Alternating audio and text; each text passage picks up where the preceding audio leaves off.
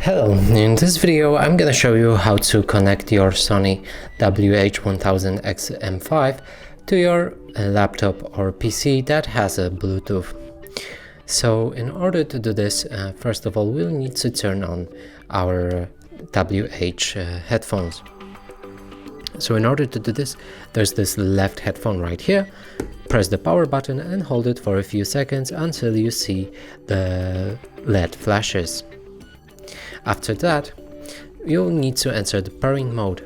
So make sure that no other device is connected to these headphones, and after that hold the button for the time until you hear entering pairing mode. So now we've just entered pairing mode and we can search for Bluetooth on our laptop or PC.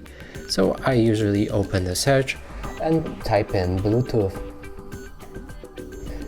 Here's the Bluetooth and other devices settings, so I'm gonna enter it. From here we'll need to look for the add device, select Bluetooth. Now we'll need to wait for the Bluetooth to find the device, click on the headphones, and that way you'll be connected with your headphones. And that's it for this video. Hope you like it. Please consider subscribing to our channel, leave a like and a comment below.